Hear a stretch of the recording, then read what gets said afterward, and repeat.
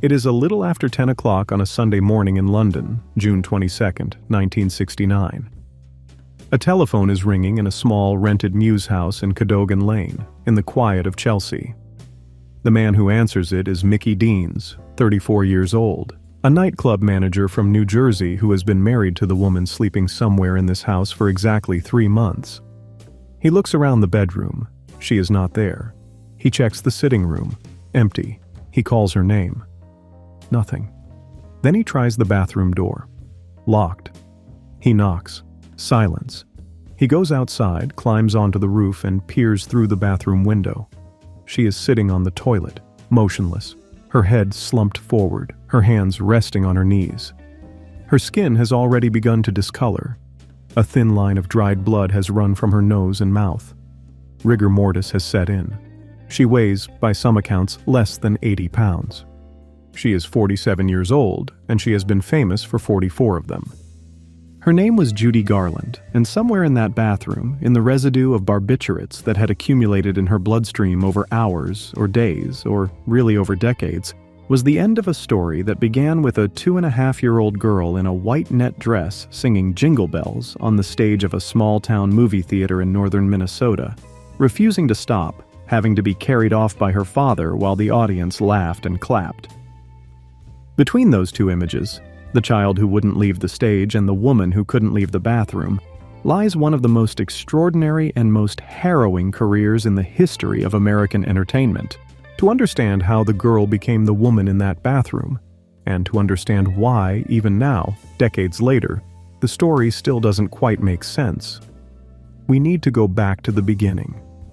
Not just to the facts of her life, but to something stranger. The central mystery of Judy Garland is not that she was destroyed.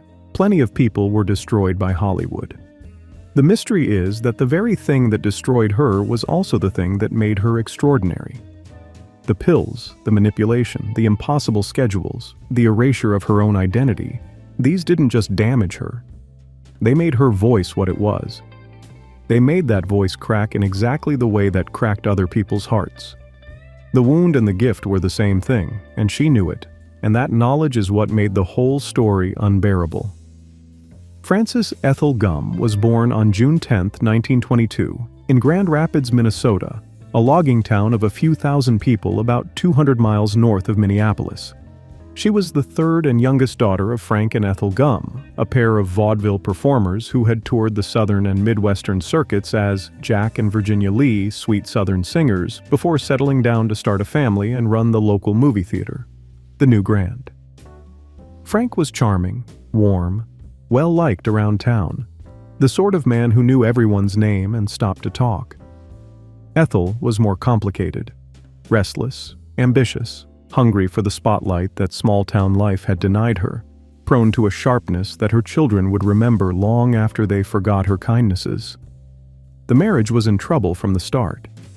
Frank Gumm was a closeted gay man whose relationships with other men were, in Grand Rapids, an open secret, the kind of thing people whispered about at church and at the hardware store.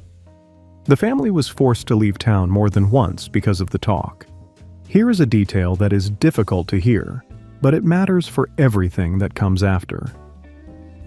When Ethel Gumm discovered she was pregnant with Frances in the fall of 1921, it was not welcome news. Frank contacted a friend named Marcus Rabwin, a medical student at the University of Minnesota, to ask about terminating the pregnancy. Rabwin talked them out of it, warning of the dangers of an illegal procedure. Frances Ethel Gumm, the baby who would grow up to become the most celebrated entertainer of her generation, was a child who almost wasn't born, raised by a mother who hadn't wanted her, and a father whose inner life was a secret from nearly everyone. And yet, and this is where the contradiction starts right at the beginning, Frances was incandescent from the moment she could walk. On December 26, 1924, at the age of 2.5, she toddled onto the stage of her father's theater during a Christmas show and began singing Jingle Bells. She would not stop. She kept going, verse after verse, while the audience delighted in it, until Frank had to walk onto the stage and physically carry her off. It was already clear to everyone in the room that this was not an ordinary child. People who saw her perform in those earliest years all said the same thing. She did not perform like a child. There was something in her voice, even at 5 or 6, that sounded as though it had already lived a whole life. A reviewer for the Los Angeles Record, watching the 6-year-old Frances perform "I Can't Give You Anything But Love" at a Meglin Kiddies Christmas show at Lowe's State Theater, wrote that one small girl had shaken the rafters with songs delivered in the style of Sophie Tucker. She was being compared to grown women, famous for their power and their sorrow. She was 6. By 1926, the Gums had relocated to Lancaster, California, a small desert town north of Los Angeles, chasing proximity to the entertainment industry. Ethel enrolled all 3 girls, Mary Jane, Dorothy Virginia, and Frances, in dance and acting classes. They performed as the Gum sisters, with Ethel accompanying on piano at every engagement. Ethel was the engine of the act and the architect of its ambitions. She drove the girls from town to town in the family car, booking them into any venue that would have them. County fairs, Kiwanis meetings, lodge halls, vaudeville circuits that were already dying. Frances was clearly the star. Her sisters knew it. Her mother knew it. The family dynamic was exactly what you might imagine. A driven mother, a detached father, and a youngest child who learned, before she could read, that the only reliable source of love and approval in her world was the sound of applause. She said this herself, years later, in one of the most quoted lines she ever spoke. "The only time I felt wanted when I was a kid was when I was on stage, performing." Hold that sentence. It is the key to everything that follows. Meanwhile, the Gum household was coming apart. Ethel and Frank fought constantly, about money, about the girl's career, about things the children were not supposed to know about. Garland recalled later that her parents were separating and getting back together all the time, and that she remembered clearly the fear of those separations. In Lancaster, she told neighbors she wanted to be a movie actress, a singer, and a dancer when she grew up. What she wanted, more precisely, was to never be off the stage where she felt wanted. In 1934, the act got a lucky break. A booking at a theater in Chicago during the World's Fair, alongside the comedian George Jessel, who told the story for years afterward. He suggested the girls change their name from Gum to something more theatrical, something that sounded like stardom. He proposed Garland. Frances soon changed her first name to Judy, after a popular Hoagie Carmichael song. And in September 1935, the newly christened Judy Garland, 13 years old and already a veteran of hundreds of stage performances, walked into the offices of Metro-Goldwyn-Mayer and auditioned for studio head Louis B. Mayer. She sang "Zing," "Went the Strings of My Heart," and a few other songs. Mayer signed her on the spot, without a screen test. An almost unheard of act of confidence that the studio's publicity department would later burnish into legend. Her starting salary was $100 a week, impressive money during the Depression, but a fraction of what she would soon earn for the empire that now owned her.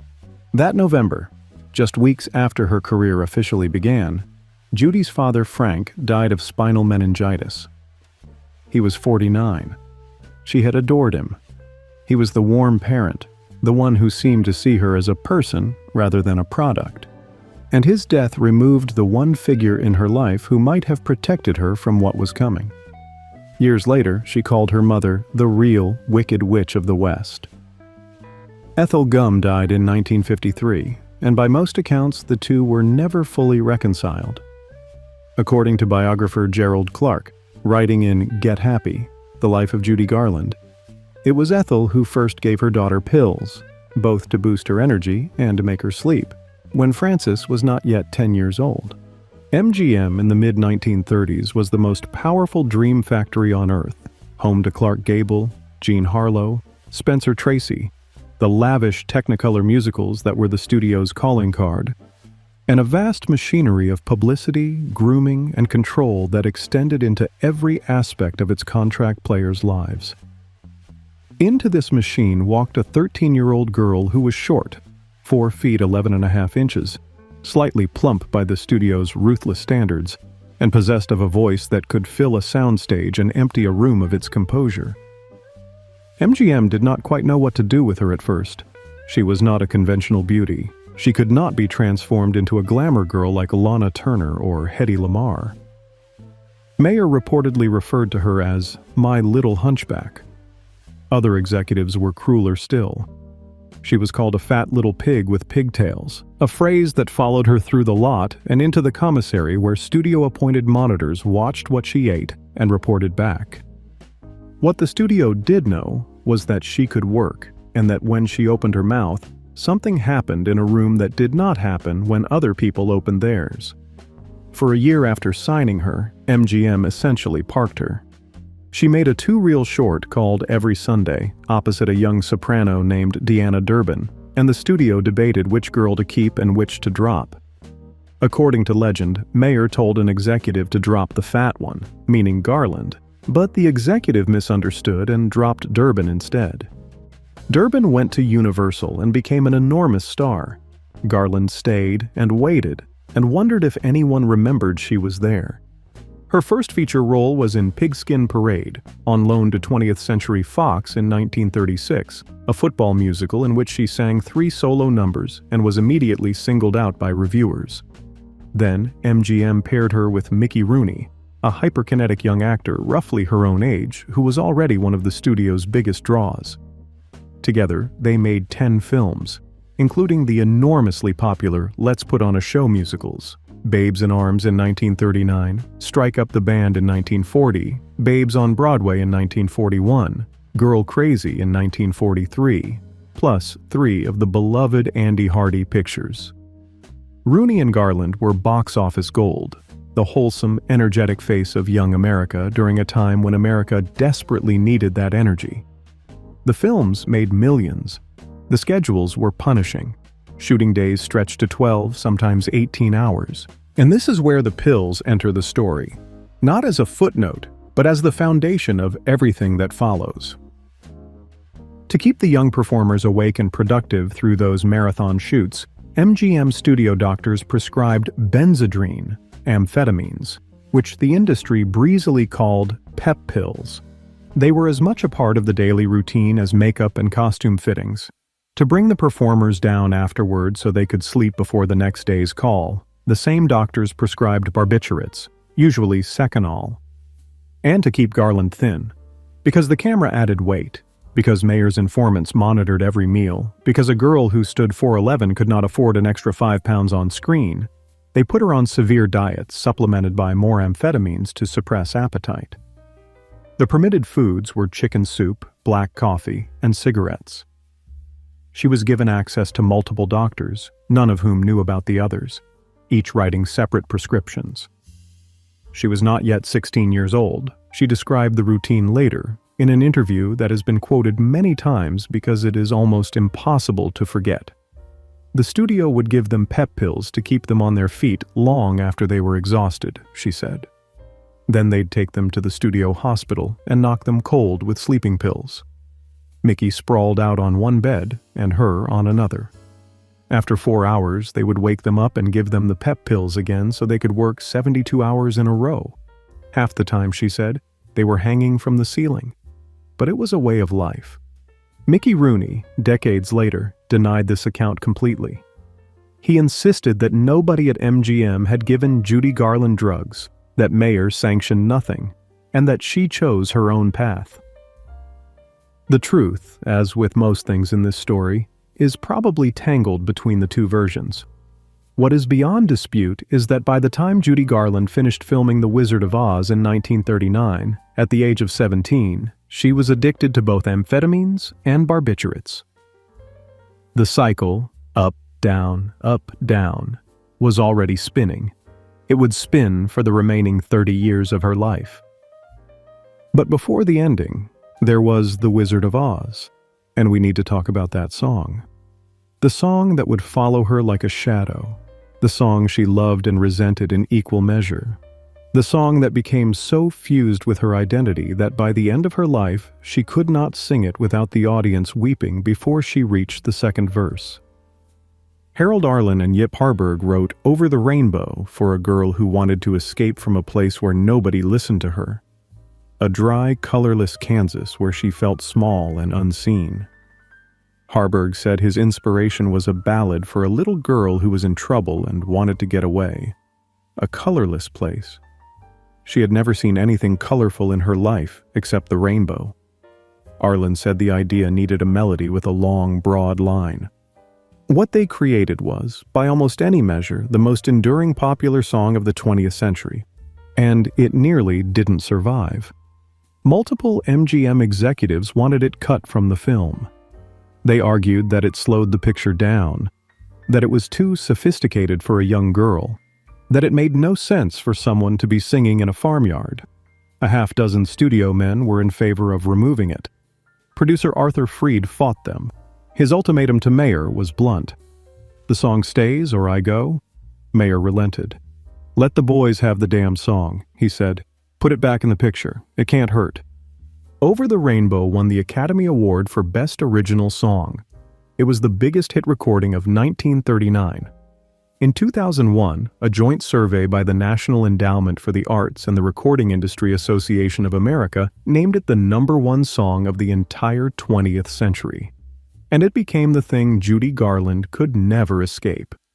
She performed it for the remaining 30 years of her life, always in essentially the same arrangement, always faithful to the character of Dorothy. It's like being a grandmother in pigtails, she said once. But she kept singing it because the audiences needed it, and because somewhere in its yearning, somewhere in the idea that there's a place where troubles melt like lemon drops, where the dreams that you dare to dream really do come true, was a feeling so close to her own aching that even she could not separate where Dorothy ended and Frances began. Garland herself called the song sacred.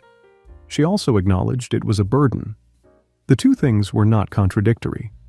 They were the same observation from different angles. At her concerts, especially in the later years, she would save it for the very end, and the audience would know it was coming, and the anticipation would build until the room was vibrating with it. And then she would sing it, and it would mean something different each time. Different because she was different, because the voice had changed, because the life behind the voice had changed, and yet the words remained exactly the same. The longing for a place beyond the rainbow never resolved. It couldn't. That was the point. That was always the point. The Wizard of Oz made her an international star. The film itself had a troubled path to the screen. Multiple directors. A grueling shooting schedule that saw Garland in a corset designed to flatten her bust and make her look younger. Temperatures on the soundstage that routinely exceeded 100 degrees because of the Technicolor lighting. The Tin Man's original actor, Buddy Ebsen, was hospitalized after an allergic reaction to his aluminum dust makeup and had to be replaced by Jack Haley. Margaret Hamilton, who played the Wicked Witch, was severely burned during a special effects mishap. Garland herself was 16 when filming began, and 17 when it wrapped, and throughout it all, the studio's surveillance of her body and its chemical management of her energy never relented. The film opened on August 25, 1939, and though it did solid business, it actually lost money on its initial run. The production costs, at over $2 million, were simply too high. It was the annual television broadcasts, beginning in 1956, that turned The Wizard of Oz into the shared cultural experience it became. The film that every American child saw. The film that lodged Over the Rainbow permanently in the national consciousness. By then, Garland was already deep into her second act. But every year, when the broadcast aired and a new generation of children watched Dorothy walk down the yellow brick road, they were looking at a teenager who was being fed amphetamines between takes. At the 12th Academy Awards, in February 1940, she received a special Juvenile Academy Award, presented to her by Mickey Rooney.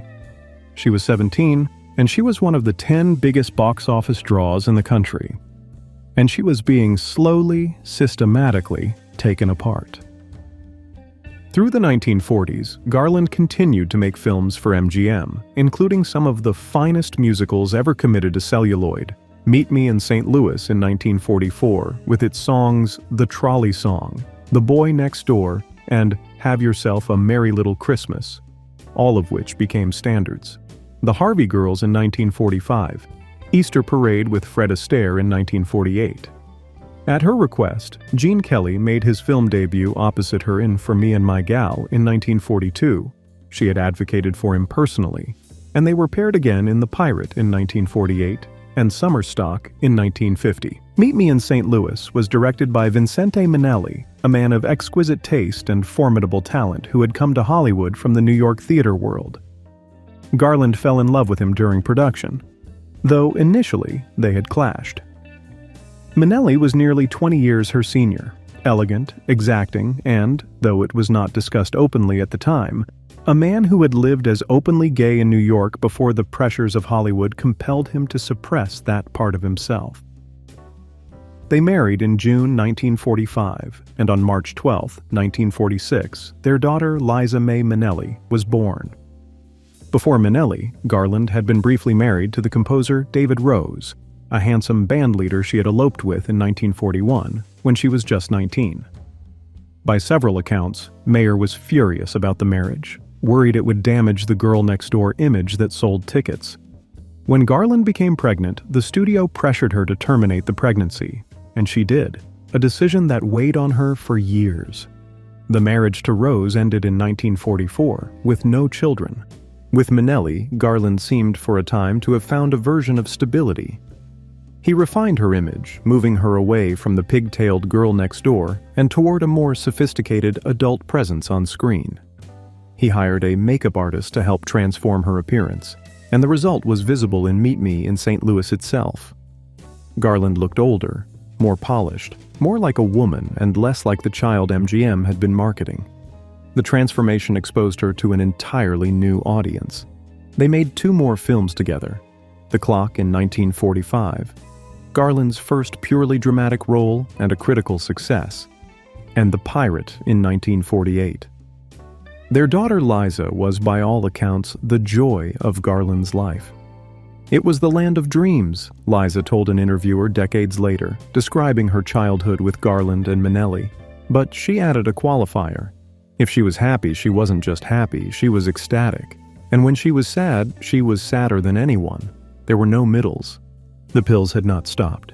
The schedules had not eased. And the surveillance of her body continued without mercy. The commissary had standing orders to serve Garland nothing but broth and cottage cheese, regardless of what she asked for. She was, in effect, living in a system that simultaneously demanded everything from her body and refused to let her feed it. By the late 1940s, the cracks were becoming canyons. Her behavior on set grew increasingly erratic. Lateness, absences, emotional collapses that shut down production for days. During filming of The Barclays of Broadway in 1948, she was taking prescription barbiturates, morphine pills obtained outside the studio system, and drinking heavily. She was suspended and replaced in the picture by Ginger Rogers. She suffered migraine headaches that left her incapacitated. After her doctor advised MGM that she could only work 4 or 5 days at a stretch with extended rest in between, the studio lost patience. She was brought back for one more chance.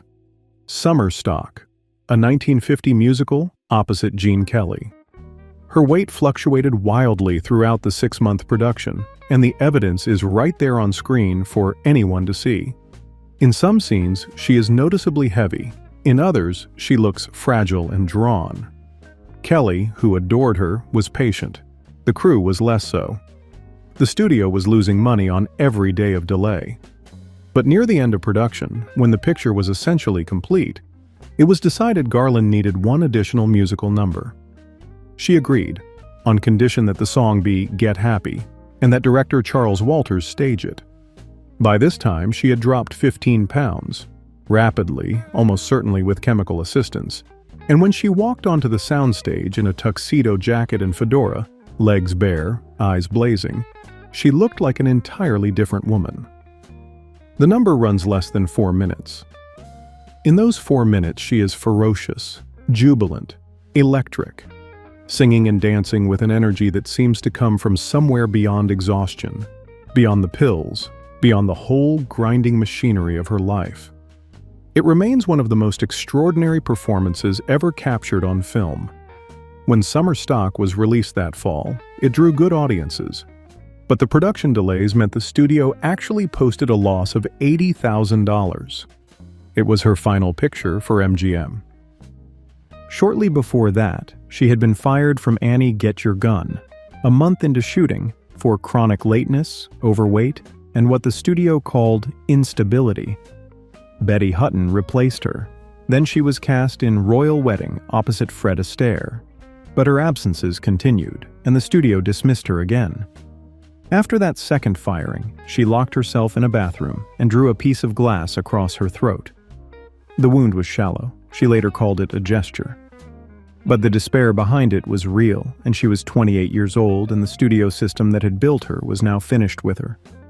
MGM terminated her contract. After 15 years, after dozens of films, after generating tens of millions of dollars in revenue, they let her go. Here is where the story seems as if it should end. A used-up child star, discarded by the machine that created her, drowning in pills and despair. A cautionary tale with a predictable conclusion. But Judy Garland did something nobody expected. She came back. And this is where we have to talk about what happened on a stage, because everything that made her a legend, not her film career, important as it was, but the deeper thing, the thing that made people weep in the aisles and crowd against the footlights trying to touch her, happened live. In April 1951, guided by her new manager and soon-to-be third husband Sid Luft, and by her longtime musical mentor Roger Edens, Garland opened at the London Palladium. She had never performed a major solo concert before. She was terrified, genuinely, physically frightened, shaking in the wings. She had been hospitalized, had gained and lost weight repeatedly, had been publicly humiliated by her firing from the most powerful studio in Hollywood. The British press was fascinated by her, as the British press has always been fascinated by American grandeur and distress, and the Palladium audience was sold out, curious, sympathetic, but also expectant. Nobody knew what to expect. And then she walked onto the stage and sang. And something happened that no one present ever forgot. It wasn't just the voice, though the voice was enormous, filling the Palladium with a power that seemed almost grotesquely disproportionate to the small, nervous figure producing it. It was that she was exposed in a way that film had never permitted. There was no camera to hide behind, no editor to cut away from a difficult moment, no second take, no chance to fix it in post-production. It was just Judy, alone in a spotlight, and all of the damage, all of the pills and the breakdowns and the failed marriage and the humiliations had somehow gone into her instrument and come back out as something that made 3,000 strangers feel she was singing to each of them individually, as if they were the only person in the room. The audiences did not merely enjoy her, they fell in love with her, collectively, urgently, in a way that no performer before or since has quite replicated. It was not admiration, it was not fandom. It was something closer to a collective emotional surrender. A room full of people simultaneously deciding that this small woman with the enormous voice was singing the truest thing they had ever heard. From London, Luft took her to New York and booked her into the Palace Theater on Broadway in a vaudeville-style show. The first straight vaudeville the Palace had hosted in nearly 2 decades. The Palace, at 1564 Broadway, had opened in 1913 as the apex of the vaudeville circuit, the theater every performer dreamed of playing. By the 1930s, it had become a movie house. Now, Garland was going to bring it back to life. The show was structured in the old two-a-day format, a series of variety acts in the first half, acrobats, comedians, specialty performers, followed by Garland in the second, performing a 45-minute concert set arranged by Roger Edens that included a medley paying tribute to the vaudeville legends who had played the Palace before her. She was scheduled for 4 weeks. She stayed for 19, breaking every attendance record the theater had ever set. On opening night, October 16, 1951, Broadway and 47th Street had to be blocked off with sawhorses. Police struggled to manage the crowd. Robert Sylvester, writing for the Daily News, reported that there had never been such a furor outside and inside a single theater. Life magazine reported that almost everyone in the audience was crying, and that for days afterward, people along Broadway talked as if they had witnessed a miracle. They said it just the way you'd say it, with a hush in their voice, as though they had been present at something they could not entirely explain. The Palace run was not merely a commercial success. It was a transformation. Garland had gone in as a fired movie star trying to salvage what remained of her career. She came out as something entirely new, a concert performer of unprecedented power, a woman who had taken the wreckage of her life and transmuted it into an art form. She pioneered the format of the solo, two-act concert that is still used by major performers today. She received the following March a special Tony Award for her unique contribution to the theater that season. She married Sid Luft in June 1952. He was a tough, street-smart show business operator, part producer, part gambler, part promoter, who had first met Garland when she was 15 but reconnected with her years later, when she was at her lowest. He felt, he later wrote, an electrical force and a desire to protect her. Friends said he was the most capable of her husbands, the one who came closest to understanding both her genius and her illness. But he was also volatile, combative, and prone to the belief that he could manage problems that no amount of management could solve. Their daughter Lorna was born in November 1952, their son Joey in March 1955. Garland adored her children, all three of them, including Liza from her marriage to Minnelli, with a fierceness that everyone around her recognized. She discouraged them from entering show business, pointing to her own career as a cautionary tale. "Don't let them do to you what they did to me," she said to Liza more than once. Liza, of course, went into show business anyway and became a star, and inherited some portion of her mother's demons, along with all of her mother's talent. Of her 5 marriages, the union with Luft was the longest.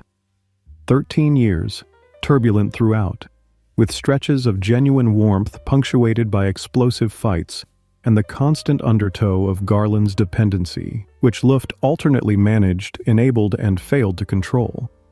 He was instrumental in her 2 greatest comebacks, the Palace Theater and A Star is Born, but he also controlled her money, made business decisions she didn't always agree with, and, by her account, was physically rough with her when their arguments escalated. Luft conceived what he believed would be the definitive comeback, a new film that would prove Judy Garland's brilliance to the industry that had discarded her. The project had deep personal significance for both of them. In December 1952, Luft approached director George Cukor about helming a musical remake of the 1937 film A Star is Born, with Garland in the lead. Cukor initially hesitated. He had turned down the original version years earlier because it resembled his own earlier film, What Price Hollywood? But the opportunity to direct Garland, whom he considered a genius, proved irresistible. Screenwriter Moss Hart was brought in to update the script. The production would be filmed in CinemaScope and Technicolor, the first musical to use the new widescreen format. Garland and Luft formed their own production company, Transcona Enterprises, specifically to make the picture. A Star is Born, released by Warner Bros. In 1954, is one of the most extraordinary films in American cinema, and arguably Garland's finest screen performance. She plays Esther Blodgett, a gifted young singer whose rise to fame mirrors the disintegration of her husband, an alcoholic former matinee idol played by James Mason. The parallels to Garland's own life were almost unbearably transparent, the talent undermined by self-destruction, the fame that costs everything, the lover who cannot be saved. The film contains musical sequences, particularly The Man That Got Away, filmed in a single, unbroken take that runs nearly 5 minutes. That rank among the greatest ever shot. Cukor later said that no other actress in Hollywood could have done it. The performance requires Garland to sing, act, dance, and do physical comedy, sometimes within the same scene, and she does all of it at a level that leaves you wondering how anyone ever let her go. The production was expensive and fraught. Shooting ran months over schedule. Jack Warner, who was financing the picture, grew increasingly nervous as the budget swelled past $5 million, making it one of the most expensive films produced up to that time. Garland's own reliability was uneven. There were days she could not work, days the pills won, But when she was on, she was transcendent, and everyone on set knew it. But the reviews were rapturous. Time magazine called it the greatest one-woman show in movie history. An Oscar seemed inevitable.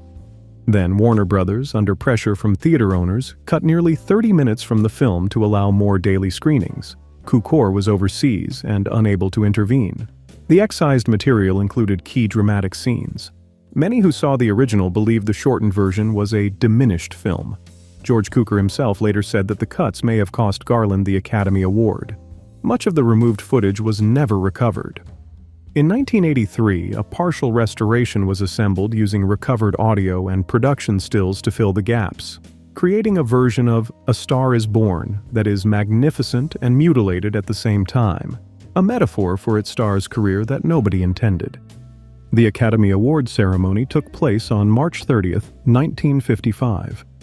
Garland could not attend. She had given birth to Joey the day before at Cedars of Lebanon Hospital. NBC positioned cameras in her hospital room, strung wires under her bedsheets, attached a microphone to her nightgown. She put on a furry bed jacket to conceal the cables and waited, propped up in bed with her newborn son, for what she believed would be the crowning moment of her career. When William Holden opened the envelope and read the name Grace Kelly for the country girl, the NBC crew began packing up their equipment immediately, without a word to Garland. They just left. She lay there in the debris of wires and lights, holding her baby, and watched them go. Groucho Marx sent his telegram the next morning. "Dear Judy, this is the biggest robbery since Brinks." Years later, Garland turned the story into a bit. She would pull out the bed jacket, drape it over her shoulders, and sigh. "This reminds me of the Academy Award that I lost." The audience would laugh. But people who knew her well said the loss confirmed what she had always feared, that it would never be enough. After A Star is Born, the financial troubles that had always shadowed her became a consuming disaster. Despite earning enormous concert fees, she could command $25,000 or more for a single performance, a staggering sum in the 1950s. The money vanished.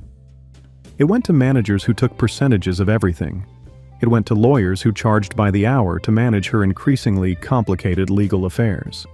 It went into Luft's producing ventures, which were expensive and rarely profitable.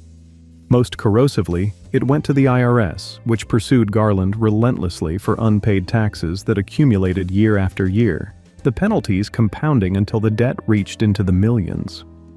Her agent during a critical stretch of the late 1950s and early 1960s was David Begelman, a charismatic and ambitious man who managed her career with apparent skill. He booked her into top venues, negotiated strong contracts, and seemed to be putting her finances in order. It was only later, years later, that the extent of his dishonesty became clear. Begelman was eventually convicted of forgery and embezzlement in a 1977 scandal that rocked the film industry, and he was widely believed to have stolen substantially from Garland's earnings during his years as her representative. The money she thought she was saving was not there. The financial safety net she believed she was building did not exist. By the mid-1960s, she was several million dollars in debt to the government, had no significant savings, and was essentially performing for her supper, taking whatever bookings were offered at whatever fee because there was no alternative. This is worth pausing on because it explains so much of what happened in her final years. Judy Garland had earned, by conservative estimates, many millions of dollars over the course of her career. She should have been wealthy. Instead, she died broke, owing the government money she could never have repaid, crashing at friends' homes, taking nightclub gigs to cover immediate expenses. The people entrusted with protecting her managers, her agents, her husbands, had in various ways and to various degrees failed her or exploited her or both. She was a commodity to the end. Her health continued its long erosion. In 1959, she was hospitalized with acute hepatitis and severe liver problems. Doctors said the damage might be irreversible. They said she might never perform again. She was 37, and once again she came back. After extended rest and weight loss, Garland launched a stripped-down concert tour in 1960 that eliminated every element of spectacle. No dancers, no comedy acts, no vaudeville format, just Judy and a band. The simplicity was both an artistic choice and a necessity. There was no money for anything more, but it turned out to be the most powerful thing she had ever done. On April 23, 1961, she walked onto the stage of Carnegie Hall. She was 38. She was thin, bird-like, one writer said, and her voice had deepened. It had a rasp now, aware that the pure, clear instrument of her youth had not possessed. The roughness paradoxically made it more powerful. The occasional quiver, the light huskiness, added an emotional charge that audiences found devastating. The damage had become part of the sound. And the smallness of her frame, she was barely 5 feet tall and had lost considerable weight during her convalescence, made the power of the voice seem almost supernatural, as though something much larger than the body producing it was trying to get out. More than 3,000 people packed the hall that night. Every seat was sold. The audience included Richard Burton, Marilyn Monroe, Rock Hudson, Henry Fonda, Ethel Merman, Benny Goodman, Leonard Bernstein, and Harold Arlen, who had written Over the Rainbow and was seated near the front. When Garland appeared, the crowd was on its feet before she sang a note. A New York Times critic reported that the ovation began the instant she reached for the microphone. She performed 27 songs, backed by Mort Lindsay's 40-piece orchestra, moving from ballads to show tunes to torch songs with the ease of a woman who had been doing this since she was 2 years old, which, of course, she had. The audience was silent during the songs, a remarkable thing in a hall that large, and erupted between them. She was called back again and again for encores. At one point, her book of arrangements exhausted, she told the audience she would just sing them all and they would stay all night. The crowd roared. Myrna Loy stood on her seat and shouted across the hall. Toward the end, Garland brought her 3 children onto the stage: 15-year-old Liza, who was already showing signs of the performer she would become, 8-year-old Lorna, and 6-year-old Joey, still small enough to be carried. By the final number, hundreds of people had left their seats and pressed against the front of the stage, as close to her as they could physically get, as if proximity to the music was a form of sustenance. The live recording, released by Capitol as Judy at Carnegie Hall, became the first album by a woman to reach #1 on the Billboard chart. It remained on the charts for 73 weeks, 13 at the top. It won 5 Grammy Awards, including Album of the Year, the first time a woman had won that prize. It has never gone out of print. The night has been called the greatest night in show business history. It is tempting to end the story here, at this summit. But the story of Judy Garland never ended where anyone expected it to. That same year, she was nominated for an Academy Award for Best Supporting Actress for her dramatic role in Judgment at Nuremberg, Stanley Kramer's courtroom drama about Nazi war crimes. It was a serious, searing film, and Garland appeared in only a single scene, playing Irene Hoffman, a German woman who testifies about being persecuted for a friendship with an elderly Jewish man. The scene required no singing, only acting, and Garland delivered it with a rawness that stunned even the cast and crew. Spencer Tracy, who starred in the film, told people afterward that she was one of the most natural actresses he had ever worked with. She lost the Oscar to Rita Moreno for West Side Story. It was her second competitive nomination, and her second loss. She made 2 final films in 1963, A Child is Waiting, a drama about intellectually disabled children that she clashed over with director John Cassavetes, and I Could Go On Singing, a musical drama filmed in England that is her only movie shot outside the United States. In one extraordinary scene, filmed largely in a single take, Garland breaks down in a hospital corridor, and the line between performance and autobiography dissolves entirely. The character is begging not to be left alone. The actress may have been doing the same thing. The title reads now like something she wrote for her own gravestone. Between 1936 and 1963, Judy Garland had cut more than 90 tracks for Decca Records, made a dozen albums for Capitol, and recorded for MGM and Columbia as well. Her recording career, long overshadowed by her film work, was prodigious. She worked with arrangers like Nelson Riddle, Gordon Jenkins, and Jack Marshall. She made the bestseller charts repeatedly from 1939 through 1967. But it was the live performances, the concerts, the one-woman shows, that revealed the full measure of what she was. On a recording, you got the voice. In a theater, you got the voice plus everything behind it. The vulnerability, the courage, the sense that this woman was giving you something she could not afford to give and was giving it anyway. People who saw her live described it as an almost physical experience, as though her singing created a change in the air pressure of the room. CBS, encouraged by 2 successful Garland television specials, signed her to a weekly variety series in late 1962. She did not want it. She had never wanted weekly television. But she owed hundreds of thousands of dollars, and the contract was lucrative. In 1960, she had signed a deal with Random House to write her autobiography, to be called The Judy Garland Story, and had been paid a $35,000 advance. She and a collaborator recorded hours of conversations about her life, but the book was never completed.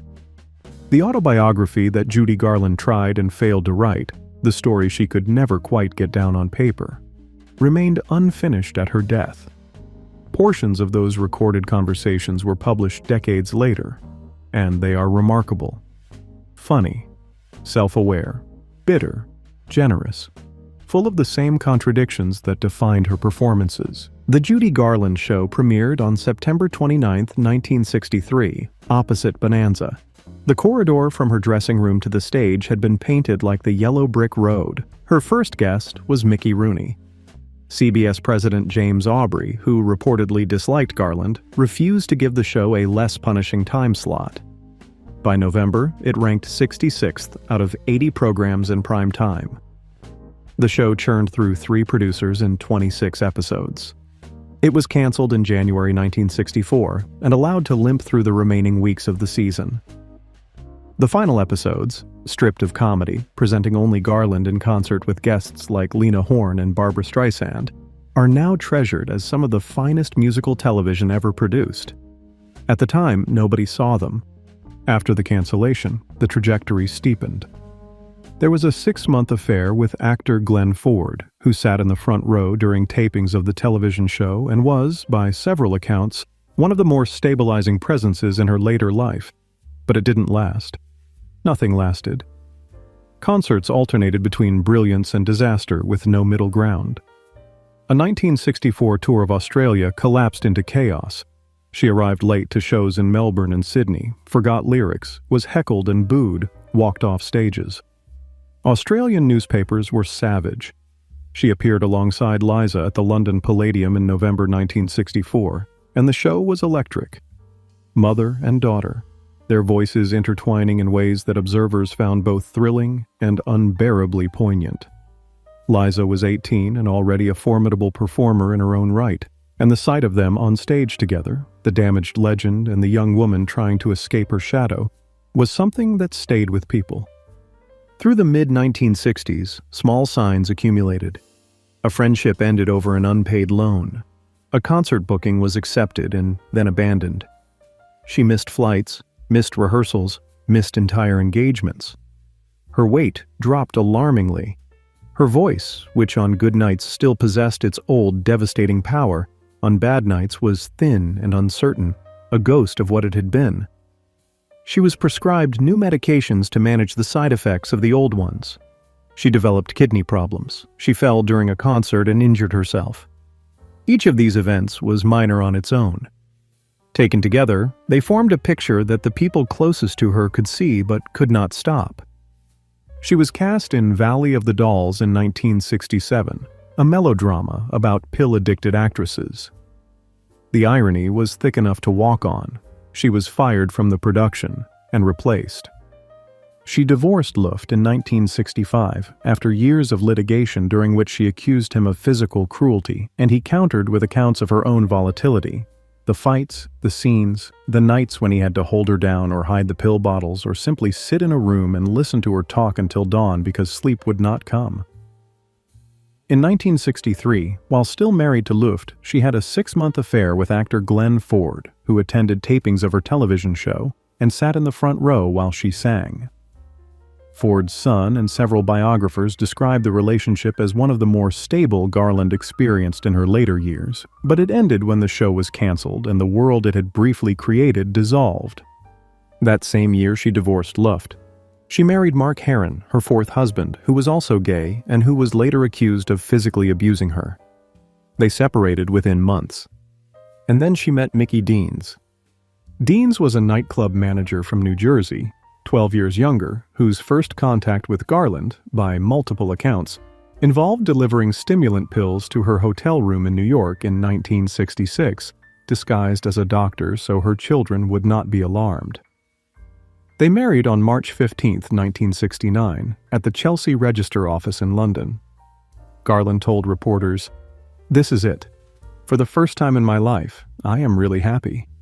Finally, I am loved." Several hundred people had been invited to the reception. 50 showed. The best man was Johnny Ray, a singer who was not a close friend of either. Most of the champagne went undrunk. A 3-tiered cake sat largely untouched. Liza, 23, did not come. She told her mother on the phone that she couldn't make it, but promised to attend the next one. In early 1969, Garland played a 5-week residency at the Talk of the Town, a London nightclub. The engagement was meant to be a kind of rebirth, a way to earn money and prove she could still perform. On good nights, she could still stop a room cold. She would walk out in sequins and grab the microphone, and something would happen in the first 4 bars of "The Man That Got Away" that made the entire audience go still, as if the air in the room had been replaced with something denser, something that required you to hold your breath. On those nights, she was every bit the woman who had filled Carnegie Hall. But the bad nights were more frequent now. She would arrive late, sometimes hours late, or not at all. When she did appear, she was sometimes visibly unsteady, and the audiences, many of whom had paid substantial prices, turned hostile. She was heckled. She was booed. On one evening, she responded to a catcall by hurling her microphone into the crowd. She smoked and drank during performances. She called Deans out from the wings to stand beside her, as if she needed someone to lean on, literally and otherwise. A reviewer for The Observer described her as almost haggard, jaunty in orange sequins, her great brown eyes searching the room for a friendly face. The reviewer noted that she croaked a joke about not having been taught anything new since silent movies. The playwright Peter Quilter, who later wrote the stage play End of the Rainbow about these final weeks, called the engagement her emotional car crash. Everything came to a head. When the Talk of the Town residency ended, Garland and Deans were essentially homeless. They had no permanent address. The IRS debt followed them. Garland had been borrowing money and crashing at friends' homes for months. The Muse house in Cadogan Lane where she would die was a temporary rental. She said things friends had never heard before. "I've bounced back often," she told one. "The spring is shot." In a 1968 interview, she offered what amounts to her own epitaph. "I'm the queen of the comeback. I'm getting tired of coming back. I really am. I can't even go to the powder room without making a comeback." Her final performance was March 25, 1969, at the Falconer Centret in Copenhagen. She received a 10-minute standing ovation. 3 days before that, in Malmö, Sweden, witnesses said she had been astonishingly good, as if some buried reserve of power had surfaced one last time. There exists a recording of her singing "Over the Rainbow" at home, just days before the end, with Deans accompanying on piano. Her voice is thin. She forgets some of the words. He prompts her. She carries on. It is almost impossible to listen to. On the evening of Saturday, June 21st, Judy and Mickey Deans were watching a BBC documentary about the royal family in their rented Muse house in Cadogan Lane. They began to argue. She ran out of the house screaming into the street, waking the neighbors, a scene that had played out in different houses in different cities, many times over many years. Deans followed but could not find her in the darkness. He returned home, and eventually went to bed. At 10:40 the next morning, a phone call for Garland woke him, and he found the bed empty. The press discovered her death before the body could be properly removed from the house. To prevent photographs, she was reportedly draped over someone's arm, covered with a blanket, and carried out in a way that made it appear nothing was being carried at all. She weighed so little that the deception was easy. On June 22nd, the coroner, Gavin Thurston, ruled her death an incautious self-overdosage of barbiturates. He emphasized it was accidental, the result of a lifetime of tolerance and habituation, no evidence of intent. A half-empty bottle of 25 pills by the bed, a full bottle of 100, unopened. The autopsy found no inflammation of the stomach lining, no drug residue in the stomach itself, meaning the barbiturate had entered her bloodstream gradually over time, not in a single swallow. One specialist who attended the autopsy stated that she had been living on borrowed time due to what appeared to be cirrhosis of the liver, though a second autopsy disputed this finding. Even in death, there was no single story, no clean narrative, no consensus. Her co-star Ray Bolger told the news, said, "She just plain wore out." Mickey Rooney, her partner from those long-ago MGM days, offered his own tribute. "She was a great talent and a great human being. She was, I'm sure, at peace, and has found that rainbow." The body was dressed in the gray silk gown from her wedding and flown to New York on June 26th. At the Frankie Campbell Funeral Chapel on Madison Avenue, the same funeral home that had handled the services for Rudolph Valentino and later would handle John Lennon's. An estimated 20,000 people lined up in the brutal summer heat to file past her open, glass-topped casket. Some waited 4 hours. The funeral home remained open through the night. 6 fans had been standing outside the building in the early morning darkness when the hearse arrived. One of them, a woman named Gertrude Harris, told a reporter, "I love Judy. I left my 7 kids. Maybe I shouldn't be here, but I had to come." The following afternoon, in a private Episcopal service attended by fewer than 350 people, James Mason delivered the eulogy. Her great gift, he said, was that she could wring tears out of hearts of rock. She gave so richly and so generously that there was no currency in which to repay her. And she needed to be repaid. She needed devotion and love beyond the resources of any of us. The night after the funeral, police raided the Stonewall Inn in Greenwich Village.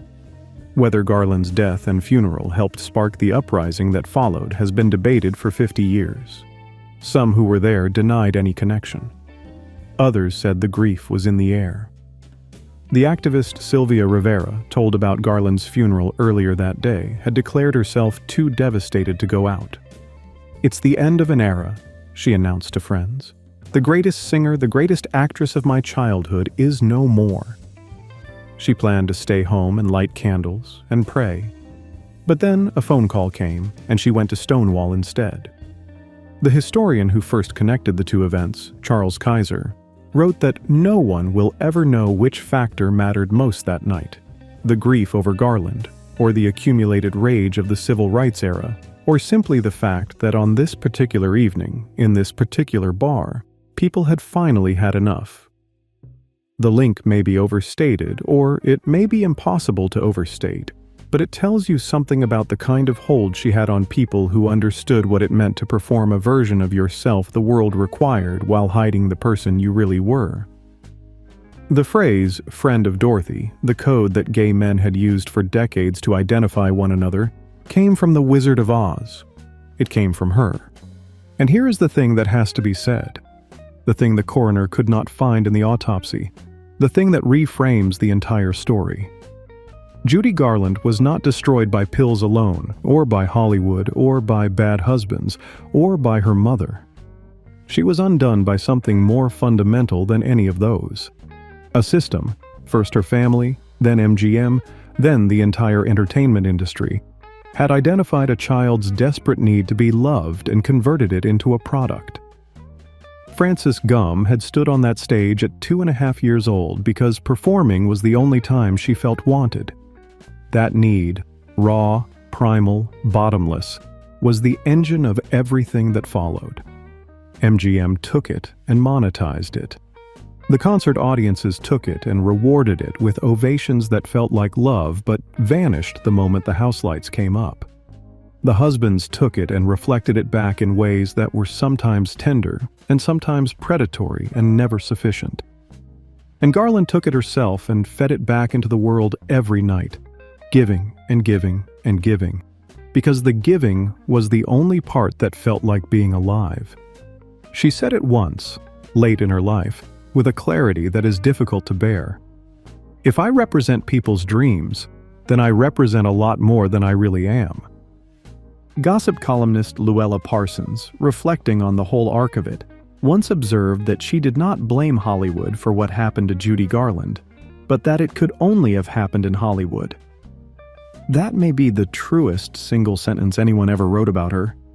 She had recorded nearly 100 singles, released over 24 albums, appeared in 35 films, and given more than 1,100 concert performances in 18 years. She won a Juvenile Oscar, a Special Tony, 2 Grammys, and a Golden Globe. She was twice nominated for a competitive Academy Award and 10 times for an Emmy. In 1999, the American Film Institute ranked her the 8th greatest female star in cinema history. In 2001, her signature song was voted the greatest of the entire 20th century. In January 2017, her family moved her remains from New York to Hollywood Forever Cemetery in Los Angeles. There is a moment on the Carnegie Hall recording, very late, when the ovation subsides and before the next song begins. Garland says, softly, almost to herself, I know. 2 words, nearly inaudible under the applause. She is not saying she knows they love her. She is acknowledging something else, something about what it costs to stand there, night after night, turning damage into beauty. Knowing the beauty requires the damage. Knowing there is no version of this story where she gets to keep both. She was born Frances Ethel Gum in Grand Rapids, Minnesota, to parents who almost didn't have her. She died in a locked bathroom in Chelsea, 12 days past her 47th birthday.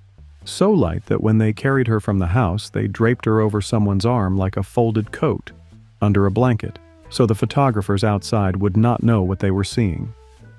The gray silk dress they buried her in had been worn only once before.